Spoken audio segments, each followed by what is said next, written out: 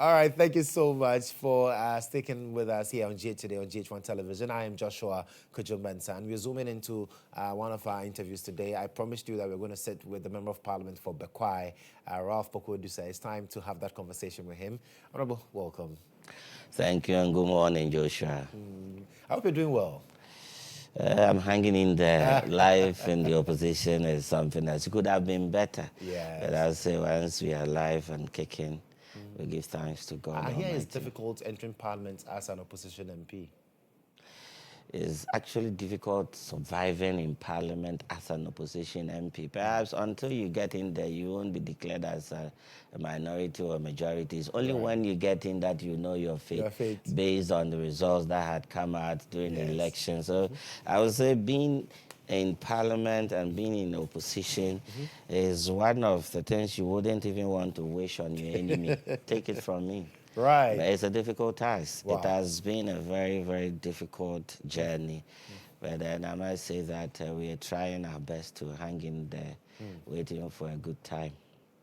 And for you personally, yes, you say it's been tough, but how's the journey been? I mean, aside it being tough, being in the minority. Okay. In my case specifically, it won't just even be the aspects of going into Parliament. Right. It's much broader. I've never been in public sector. So it's more of a transition from a private sector to a public sector. Right. And it's a heckling task. In fact, most of my expectations, you wake up, it's like an anticlimax. Everything you expect to dwindle down like that. So it has been a very difficult and a big challenge for me, migrating from the private sector to the public sector. But then it also comes with a good experience.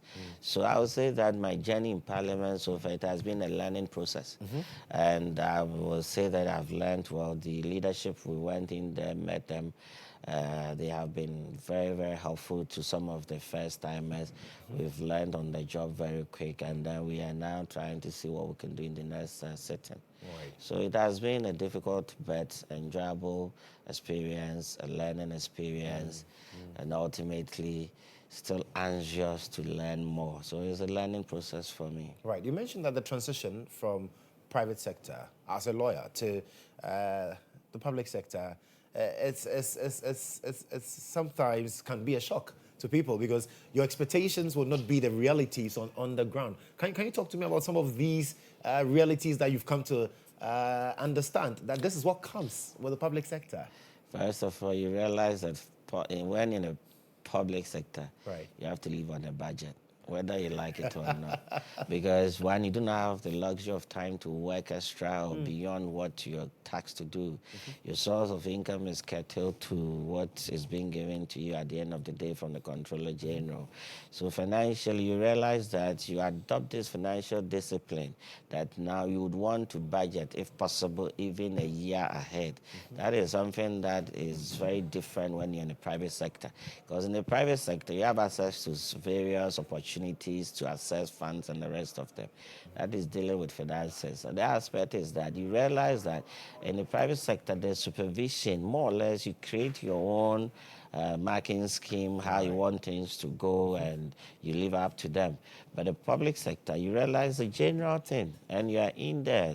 Appraisals are being made. They are evaluating your work you are doing. There's so much of it. And you realize that the teamwork at the private sector or the public sector is so important that you can't survive without being part of the team. Right. And you are also always called out to the task that you have to deliver when you're a team member. So the discipline aspect in the public sector, if you want to excel, is quite demanding than the private sector when you have to do things on your own. For instance, I have been in private practice throughout my life, and I control my time, my diary. I build it when I want to travel, when I want to be out of country, and the rest of it. You can do that in the public sector. Parliament, you're in Parliament. When we are in recess, you have a little space. Even that, you still have to attend to committee duties and the rest of it. So you're quite restricted. And these are the things that I've experienced being in a public sector. My freedom is kind of taken away. And I think it's also a good time for me because now I'm also a family man. And what you need your time for other than focusing and progressing in life. So personally, too, is a good opportunity for me to now get this opportunity to serve my good people in the constituency, which I aspire to do more than what I'm doing So now. what motivates you? Because I'm looking at private practice where you are in charge of your time. You decide how things should go. What would then motivate you to let go of that to now serve the people, devote your time to the people, devote your energies to the people, and have all these restrictions around you? First of all, I attribute that to a divine call. I personally feel that much as I didn't want to do this, there was some extra force that was pulling me. It's like a generational leadership. When you are to be part of the generational leadership, you will be part of it regardless of where you're positioned. And to me, that played a very significant role in me becoming a legislator or a member of parliament. Not just that, I come from a background that politics, I was born into it. Believe it or not, my biological father is the first constituency chairman in Bekwai constituency. It didn't end there. Honorable Osei is a father figure to me. He has been a member of parliament. I've understudied him. Honorable Poku-Adusei, that is the person Honorable GHOne succeeded, is my father. He comes fourth to my father. One mother, one father. So the politics, actually, in my house, I witnessed it as I was growing up. I saw the need to serve people at a very early age. In my office, when you come there and they don't tell you that I am the head of chambers, you rather feel that I am the messenger in the chambers, because I appreciate the sacred need to serve people, to put people ahead of your interest all the time. And that is what motivates me in all this, putting the people ahead of myself, putting the people's needs ahead of my needs, because left to me alone, I can fend for myself. What about the others? I will help them to also fend for themselves. And that is ultimately what motivates me to want to leave this lucrative practice and jump into a public service where ultimately I'm called upon to sacrifice virtually everything for the good of my constituents. Bekwai constituency. And the people of Bekwai gave you an overwhelming victory in the last election. They believed that you were the man to lead them at a time like this. How are they doing? Oh, they are being very helpful. And I must say that almost every elderly there relates to me like a father and son, which I appreciate so much. You have them advising you on how to navigate your ways around this whole leadership, which is impressive. You have the youth supporting you in all the activities where they can with money or their energy. They are readily available to support you. So it tells you that it is just the right time for me to be at the place that I am today, because I'm getting the support that I expect from my people. And that is all that I wished for, that I'll get into this leadership position and I'll have the resources, human resources, financial resources to come together and help me to champion the cause that I've taken up. And indeed, it didn't start the way I wanted it, but gradually we are getting there.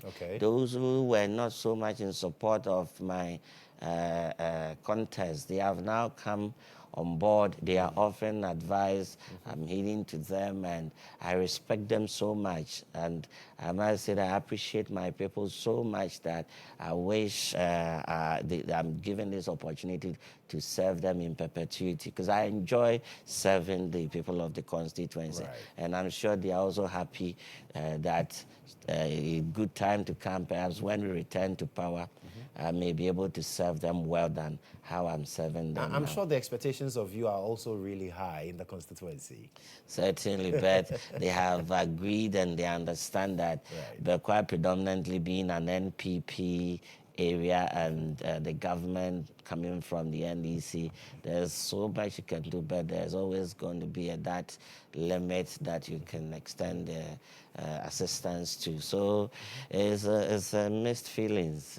They are expecting so much from you, but in reality, they accept that you may not be able to deliver so much by reason of your political affiliations. And that is the reality. That is nature. I mean, this is my destiny. I must carry it and deal with it the way that God has prescribed it. Let's talk about Parliament. So you serve on quite a number of committees, and recently one of the committees went on a familiarization tour. How did that one go for you? I must admit that the leadership, first of all, we have to commend them. Right. Commend them very well, because in the history of the Parliament, believe it or not, this is the time that the leadership saw it fit to include first-timers in leadership positions in parliamentary committee work. For instance, I serve as a deputy ranking on the Sanitation and Water Resources Committee, right. and it's given me a great exposure, and I'm getting the opportunity to meet quite prominent business people in the country, and a lot of let's say key players in this sanitation area, water resources area, and it's a good opportunity for me to learn a lot. So yes, parliamentary committee work has taken most part of the research, because in some of our cases we decided to use this period to learn what the committee work entails. So I have not relaxed on the efforts to know what is actually expected of us as a committee of Parliament. So I've been pretty much engaged in the activities, and rightly, as you're saying, we've toured around the country to a very good extent. We have engaged stakeholders and the rest of them, the constituents. We've been to quite a number of constituencies, both in Accra, Ashanti region. We've had a fair discussions with them in terms of how we can address sanitation issues. I took the entire committee to my constituency. We engaged the constituency leadership, the municipal leadership. They highlighted on some of the sanitation issues. It has informed the committee's decision, and I'm sure in our report we are going to include some of these things in it. So it's been a very great experience working in the Parliament in aspects of the legislating passage of law, because I was actively involved when it came to the discussions of the GoldBod. Right. And that gave me a good experience in how things work in Parliament when it comes to lawmaking. And then when you come to outside Parliament chamber, what you have to do, which is mainly the oversight responsibility, which is done through the committees. I've also at this stage gotten a few experience tips here and there how to go about it, and I'm sure going forward I'll be able to deliver on the mandate that the people have handed over to me from my constituency. But what's the level of collaboration when it comes to the committee level and the work that you do at the committee level? What's the level of collaboration between the minority and majority side? It's been done brilliantly that you don't even realize that Who's there's a minority, minority and there's majority in there, because they give equal opportunities, equal platforms to contribute. So there is no discrimination howsoever. I don't know for other committees, but at least I can speak to the committee I serve on. Honorable Tibles, a brilliant leader. He's the chairman of the committee and he's an NDC. I have a good relationship with him. We gel. So I would say that the thing is really, it's so well organized that the committee sees itself to be doing a lot. And that is very commendable how this came into existence. Yes. I will leave that for our comment Parliament, the clerks, the speaker and the past speakers. They have done an excellent job, how they have been able to get the committees to work without any input from majority or minority dominating the activities of the committee. We do what is needful, what is expected of us at every point in time. Right. That is how I've seen the committees working in this Parliament. Interesting. Well, yesterday we saw you. I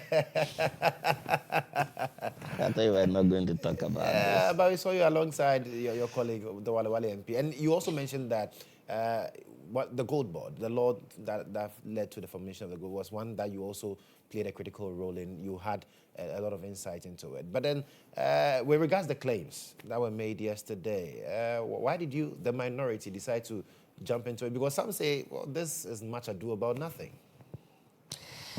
I would beg to differ that this is much ado about nothing in the sense that, you see, minority in parliament, we are here to provide an oversight responsibility to the good people of Ghana. Right. Like I started, the GoldBod saw a lot of setbacks. In fact, it had to be put or tabled in the House a couple of times before receiving the blessing of the House and eventually the presidential assent to pass it into law. Some of the aspects or some of the concerns that were raised were the fact that they were going to be so much over-resourced, the fact that it was anti-competitive, the fact that it is designed to create a single market for the gold, and all manner of issues came up. I raised issues with most of even the definitions when it came to the sort of license you had to possess to carry out certain functions. So it saw a very difficult debate. Right. And in the end, it gets passed into law. And we have budget being read, and we hear of whooping sum of $279 million allocated to GoldBod as a revolving fund. And then we have a CEO appointed in the person of Mr. Sammy Gyamfi. And then less than 4 months in the office, we have a display of dollars. It's a call for concern. Right. You see where we are taking the matter from. Look at the antecedent that has brought us to where we are today. Public confidence is at stake. We need people to have confidence in the GoldBod. Because whether NDC brought it or MPP brought it, it has come to stay. And it's for Ghana. It is for Ghana now. Cast your mind back. If Cocoa-Board, at the time it was set up by Kwame Nkrumah then, it had suffered these things unchecked, would people have confidence in Cocoa-Board as we do today? That is what we are trying to guide against. Okay. And that is what has brought us to highlight these matters to the president, that look, from where we sit, this is not something that should be encouraged, because not only is it bad for the younger generation, the man in question, I like him so much. I'll be very honest and sincere to you. He has achieved a lot, given the fact that he is only 34 years. But that doesn't mean that when you flout the law or when you do something that is illegal, we should condone it. We have to speak it out, and we need to tell you that what you have done, you don't need to do it. And how do we do it? As a minority, we saw it fit and proper that we'll put up a press conference. Right. We did a press conference. We highlighted our basis for the press conference, summed up in 3 aspects, 5 for that matter, sorry. First of all, we say that it breaches the Foreign Exchange Act, Section 314, which deals with possession and dealing in foreign currency. Yeah. We say that it violates the Currency Act, that is displaying of other currency, that undermines the growth of your currency, it violates that law. We're also saying that given the fact that the cedi was appreciating against the dollar, it is wrong timing for you to display or engage in this act, because it has a far-reaching consequences on the economy. We are saying that by where you are coming from, it affects public confidence, and it won't help your own administration. How they expect the public to have the amount of confidence they expect the public to have in this whole GoldBod. And ultimately, find what you did last week, outdooring a beautiful piece of material, code of conduct, and just less than a week, you have somebody violating the whole terms of this code of conduct. Then it calls on the president to actually crack the whip. But they argue that he has not breached any part of the code of conduct.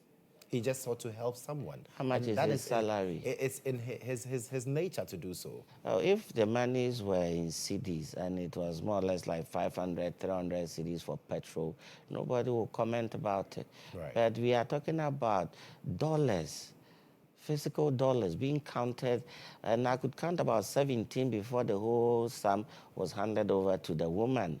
And this is not a good practice. Right. It's a show of luxuriousness, like opulence.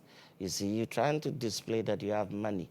And to me, it is wrong. And people Because say you are that, well, public. he was caught on camera. He did not film it himself to put it out there to show the opulence. There's more reason why we should talk about this, so that you know that whatever you're doing, people are watching you.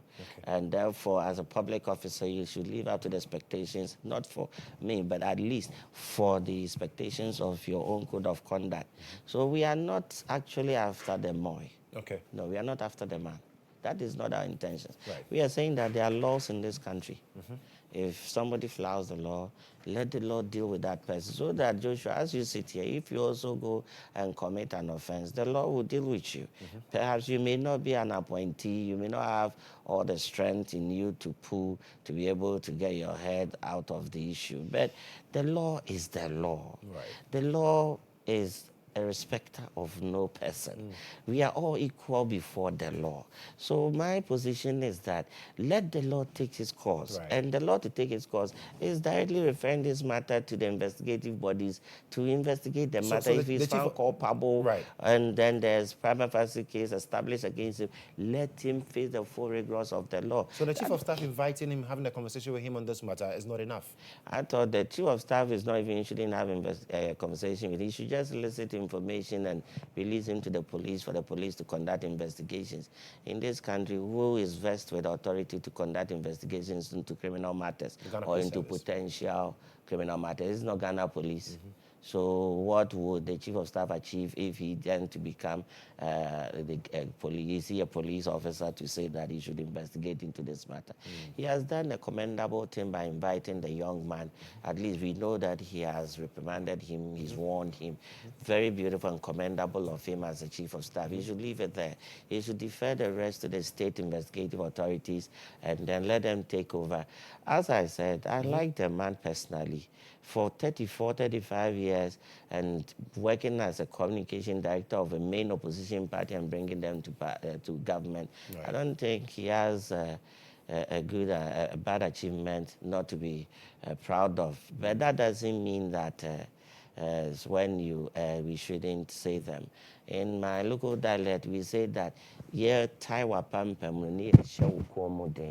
should see it as something that should help him to gather more, if you like, strength to be in the public domain. Right. So let's talk about some other raging issues. You're a lawyer with a very illustrious career in law, not only in Ghana, but even outside Ghana, in the UK and among others.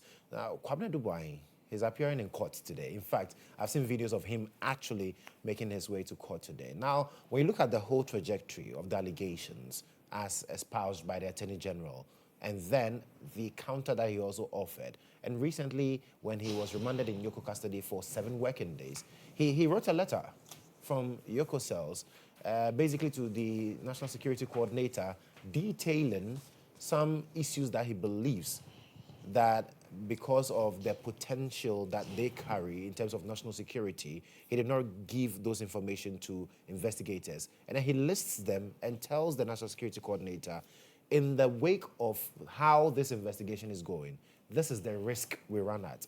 These issues will come to the fore if I speak. Well, what do you make of all of that? First of all,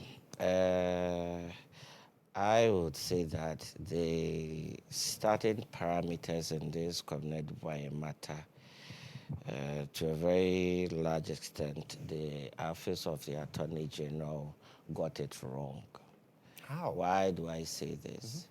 First of all, they knew the background of the guy, that he is a security agent in this country by reason of his position as the director of the Security and Intelligence... the National Signals Bureau. National Signals Bureau.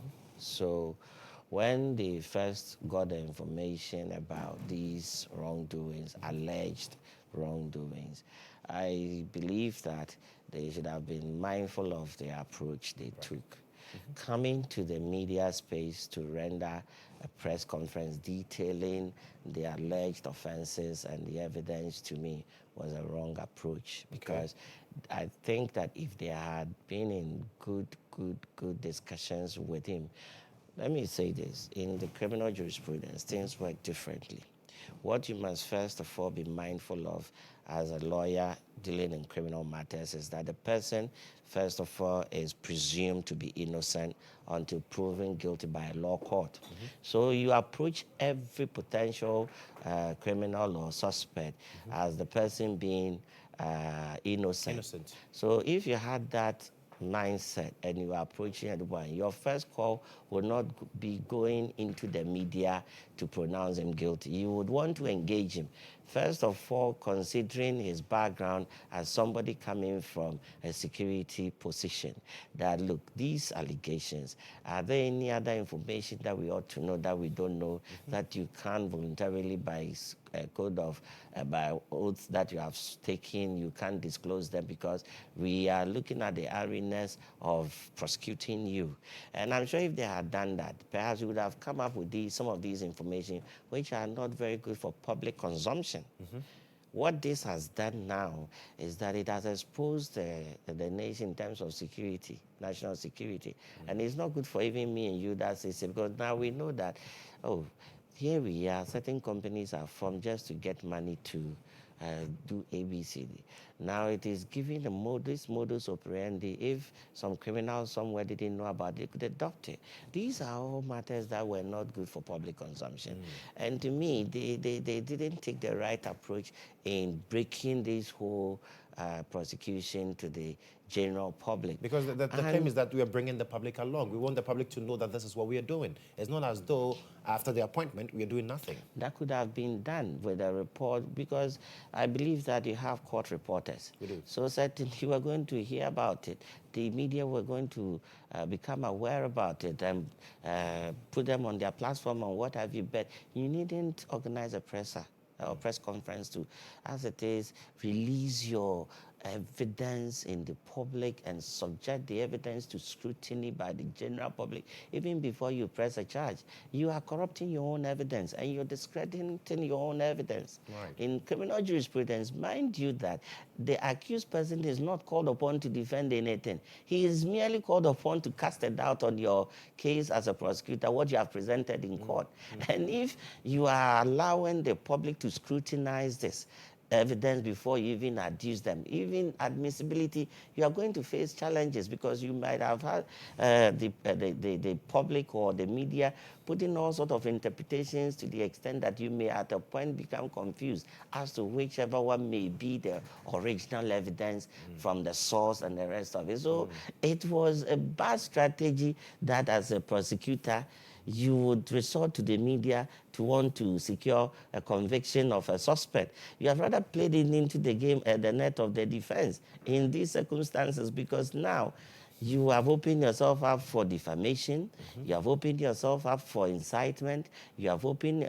But let me also say this, in criminal prosecution, whether you have a good case or you don't have a good case, the public is always with the accused person, because they feel that the state has a manipulative power as opposed to the individual out of 39 point something million population in the country. So don't think that the public will ever sympathize with the prosecution, because however you look at it, somebody somewhere might have benefited from this person who is standing accused. Right. And these people have influence, and they also have influence. The network is wider.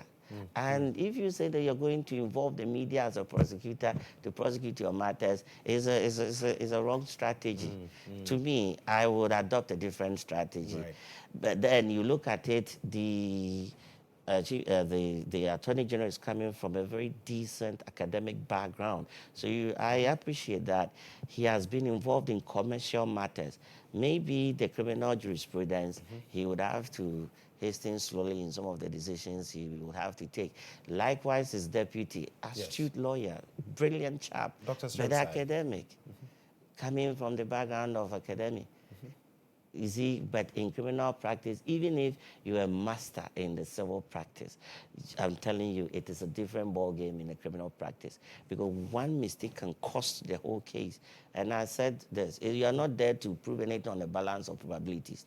You are there to prove beyond reasonable doubt, clear every doubt in everybody's head before you can succeed. And even when you have succeeded, the accused person is only called upon to cast a doubt on your case. So you realize that the burden of proof there is so high, it's astronomical, that you don't want to actually indulge in matters like media engagement that has the potentials of damaging your case. So I think that the starting parameters is what has brought us to where we are. Were you surprised then when he was remanded in Yoko custody for 7 days, because the Attorney General said that, well, he's allegedly tampering with witnesses, and he needs to be able to get all those witnesses untouched by Poku-Adusei, so he needed to be remanded? I wasn't surprised. I saw it coming, because now we know who are the witnesses in this. We know where this matter is heading. The guy has put his case out there. It is in the public domain. The next thing is that now, you see, if you had avoided the media, you would have done this thing without necessarily coming to seek a remand of the person before you have the opportunity to, because most of these things could have done them secretly or discreetly. And ultimately, you want to protect the witness. That is what I was saying, that you have exposed all your evidence to the public, if you like, evaluation. And if the public decide that, look, this is wrong, where are you going to start? Look at what the gentleman has put out there. A very comprehensive report detailing what the money is, where each penny has gone to. And you've charged the person with an offense of stealing. Let me explain, take a minute or two of your time.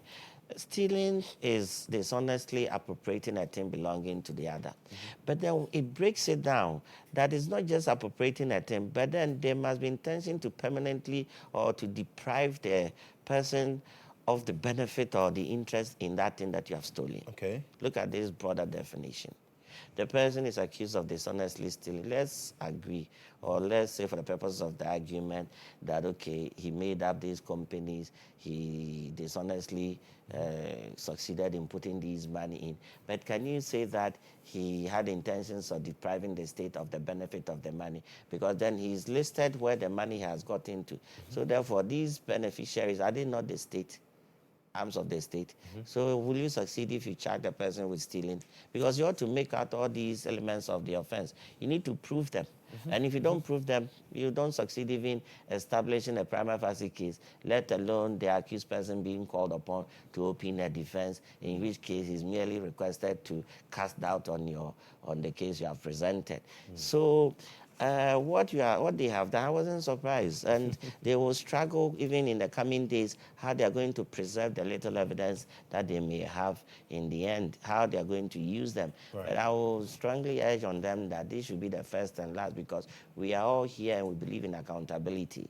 We won't say that they shouldn't prosecute where necessary. They should take decisions and be very proactive and accept that criminal process or criminal proceedings or criminal jurisprudence, things work differently, and psych themselves up that they are up against potential criminals. So the person is already ahead, and he's in that that mindset till he is convicted. He will forever and ever be in that mood of undermining his opponent. That is ultimately what stealing or what offense is about. Right. It's quite interesting, because when you look at the detailed letter that Poku-Adusei wrote from Yoko cells to the National Security Coordinator, he lists all these things and says that if this gets out, it would affect national security. They would have national security consequences. And so we need to hasten cautiously with regards to how the case progresses. Now, you've seen the details. In the wake of this, what would be your expectations of the Attorney General? I would urge on the Attorney General to, as it is, hasten very slowly, engage the security agencies on the potentials of these generating into security issues and how to address them. Right. And take, advice from them, work with them hand in hand, ensure that whatever security threats that these information poses to the nation, they are able to contain it going forward. Because now we are aware of this, the next thing is how to prevent anything from happening that will affect the national security of the country that we have been enjoying. So I would advise that they work hand in hand seriously with the National Investigation Bureau, with the police, with the international partners in terms of dealing with Ghana national security in the country, and the YOCO, and every security agency involved. Every security agency that participates in ensuring that national security is ensured or achieved in this country. The Ministry of Interior, the Defense, and then the various RECSEC, and then the security heads. They must all be involved in dealing with this particular issue. And if possible, desist from any further media engagement on this matter and see how they can address this issue before they proceed. Of course, it is in his own judgment whether to proceed or not to proceed with the prosecution. Right. But that is ultimately his prerogative, and that is ultimately a decision that he has to take. On the media, on engaging the media, I remember sitting here with a member of the NDC's legal team, and he mentioned clearly that, well, the Attorney General is also the Minister of Justice, so he's also a politician, and so you cannot discount that fact. If he feels that that is the way to go, we cannot discount it. And then, when you look at the list, there is also some aspects that talks about money being given even to the opposition party for acquiring equipment, some 8.3 million cities for acquiring equipment for data gathering for the elections, among others. Some have ruled that out as ridiculous, especially the NDC, because it seems to suggest that the NDC is the recipient of this. They say it's very frivolous, it's ridiculous, and so you should discount all that is stated here. What's your take on that? It's not about words. These are matters of evidence. They should provide evidence that contradicts what the man has said. It's simple as that. Very, very simple. It's not about your words that is going to improve on this document. He is saying that I spent ABCD on this amount of money on these, if you like, aspects here. You are saying it is not true. Provide the evidence to the contrary. Up to date, I've not seen that evidence anywhere. So I'll still urge on those communicators to assist the entire country to come to terms with the truth or otherwise, or the truthfulness or otherwise in this information that has been given out by Comrade Bekwai. Because you see, he's being held to a position that if he doesn't come out with these information, I've been wondering how he's going to be able to defend himself. They called for it, now it is out. They should bring evidence to the contrary. We expect them to come and say that, yes, the bank statement that we have, it showed that this amount of money was in the account, but clearly it hasn't been applied to special operations or part payment towards special cyber, the electronic surveillance solution. Show us the evidence to the contrary that, look, it was paid to your mother, it was paid to your father, contrary to what you are saying.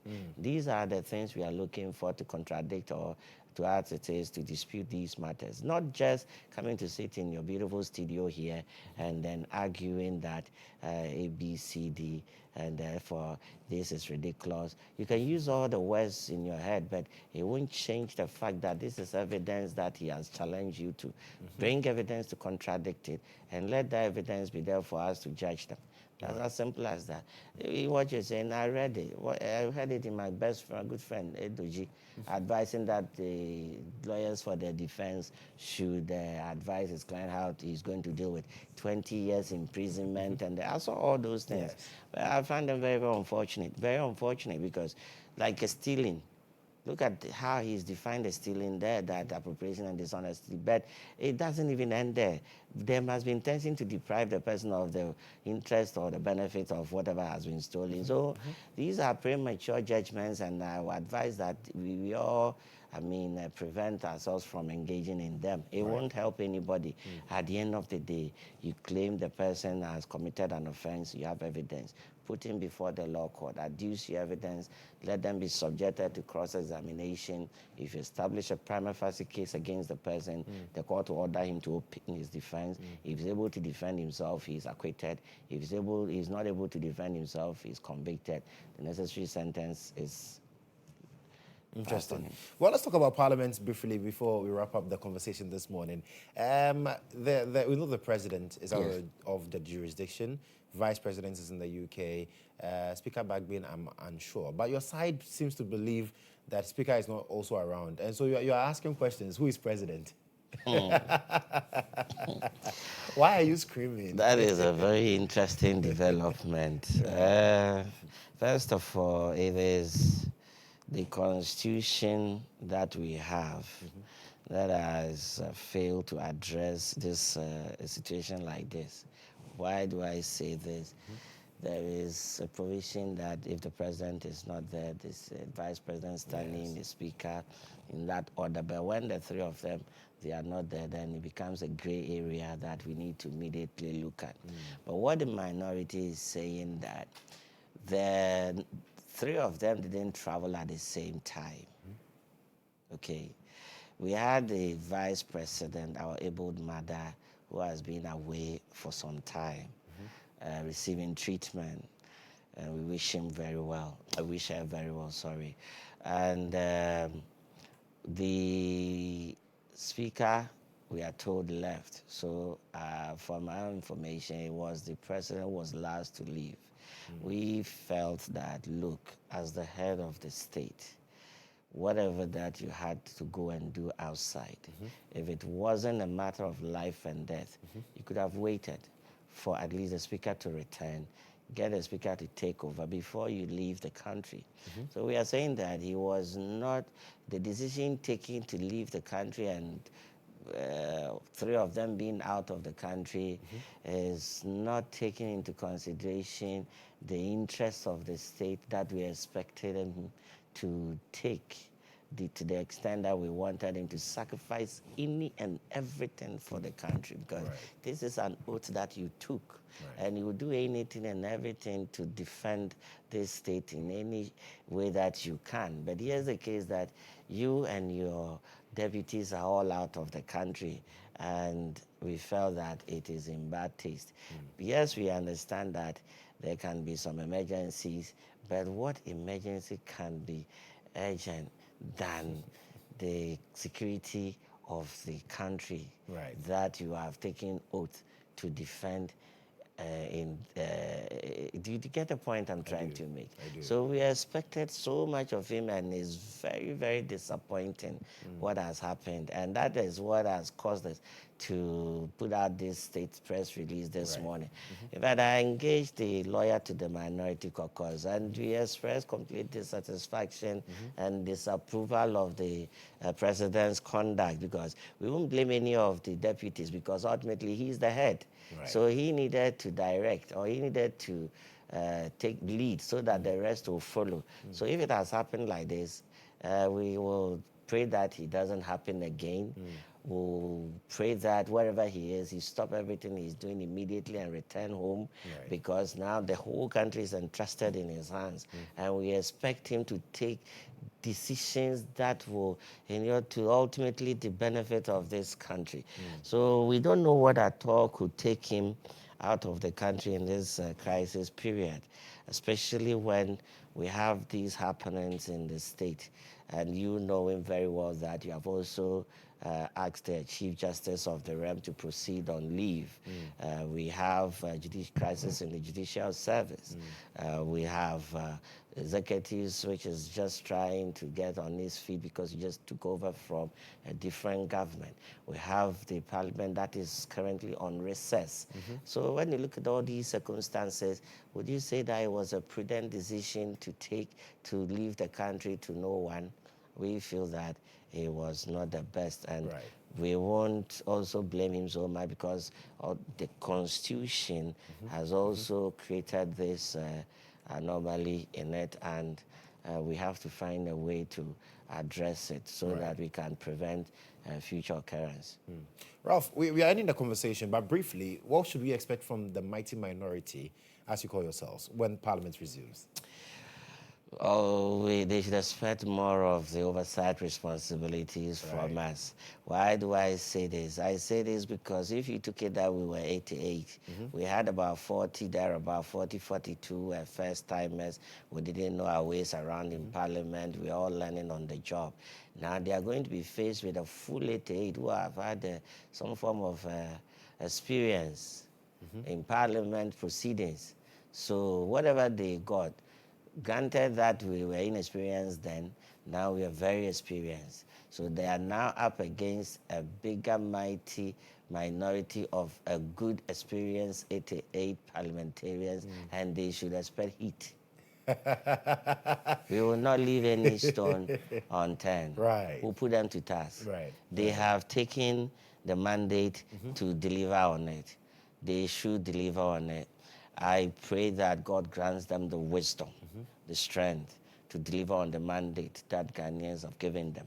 Ultimately, we all want the country to progress. Right. I am an advocate of a progressive Ghana. So I wouldn't say that NDC is in power, so I won't wish them well. I wish them the very best. Absolutely. I wish them that they continue the good works from the former president. Now it is beginning to speak for itself. You have seen where the dollar has come to. We know the amount of gold we put in the reserve to bring the dollar to where it is today. Right. We have seen what they are doing. They are now opening the Agenda 111. The same Agenda 111 they said were non-existent. They are now opening them. The school that they criticize, free SHS that they criticize so much now, they are almost creating a fund for it by saying that portions of the GET fund should go into it. So clearly they are continuing the good works that NPP started, and that is what we expected. Continuity. Right. So therefore, I wish them well. Very well. I wish they succeed in their cause, but certainly MPP will come back, and they will come and continue from wherever they will live. Ralph, Thank you. It's been an absolute pleasure having you this morning. Same here, and it's been a wonderful experience talking to you, Joshua. I wish you well. Thank you. And you're doing the most. God bless you. God bless you. Keep it up. And we should do this more often. That's Ralph Poku-Adusei, Member of Parliament for Bekwai, having a chit-chat with us on the GHOne Today this morning.